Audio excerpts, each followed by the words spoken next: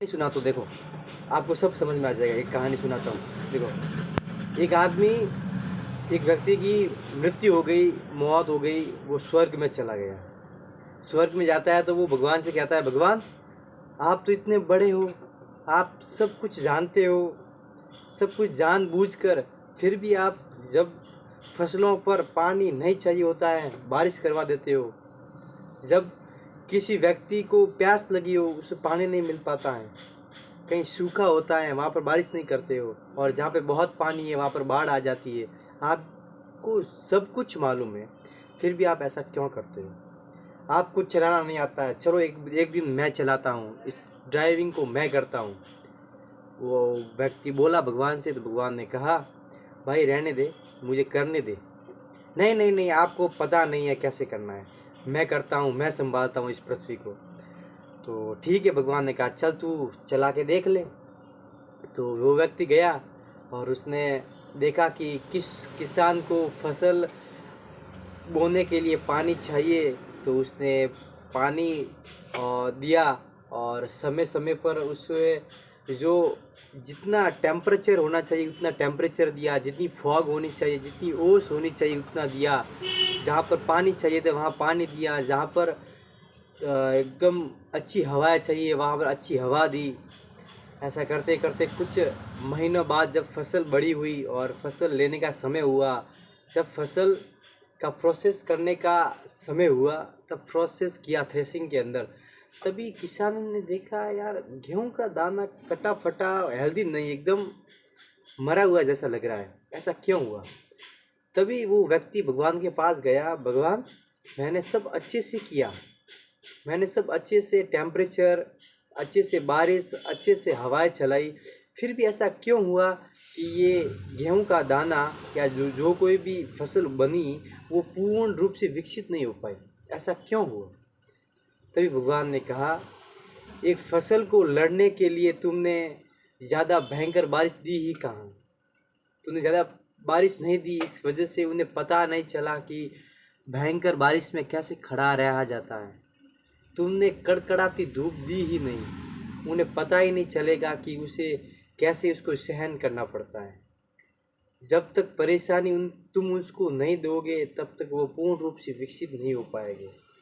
इससे यही सीखने को मिलता है कि हम हमारी इस एज के अंदर हम जो कुछ अभी कर रहे हैं, that is a part of self development, improve our self. ये एक पार्ट है हमारी ज़िंदगी में, जहाँ पर हमें बारिश का सामना करना पड़ेगा, बाढ़ का सामना करना पड़ेगा, तपती धूप का सामना करना पड़ेगा। ये कुछ प्रॉब्लम्स हैं, पर इसको हम प्रॉब्लम्स कहने की बजाय हम इसे ये कह सकते हैं कि ये हमारे इम्प्रूवमेंट के लिए बहुत ज़रूरी है।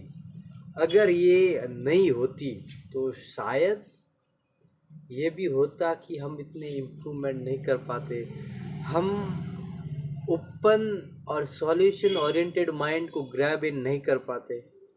सो कुल मिला के बात यही है कि अभी इस एज में जो परेशानियां चल रही हैं, ये परेशानियां हमको और कठोर और जज्बाती और आगे बढ़ने के बुलंद हौसलों को सिखाती है। तो यही है आज का प्रसंग कहें या टॉक कहें जो मैंने आपको दी। चलिए, तो फिर कैसा लगा आपको ये कमेंट्स बॉक्स में मैं जानना चाहूँगा, आप बताएं। ठीक है, वैसे 365 हार्ड डे चैलेंज के अंदर आज ये हमारा 30वां दिन है। एक मंथ लगातार मेहनत, ताबड़तोड़ हर दिन 5 मिनट की वीडियो मैंने आप तक पहुंचाने की कोशिश करी है, और ऐसे ही पिछले बचे हुए 11 महीनों में देने की कोशिश करूंगा। हम आपके है कौन, हम आपके चेतन गहलोत। 365 हार्ड डे चैलेंज के अंदर आज ये हमारा 30वां दिन, कल 31 तारीख, last day of this month, and we will arrange next video for the tomorrow. Yes, we cannot, I can do it. I am focused on myself to improve myself, and lot of things here I want to grab into my mind and want to be an extraordinary, but I know who I am, what is my capacity, so that uh, slowly I'm growing. Lot of skills I want to learn, but it will be take time, because nice work and nice things takes time. So practice I am currently doing, and then patience, I have patience a lot. So मिलते हैं next video के अंदर, see you soon, tata bye bye.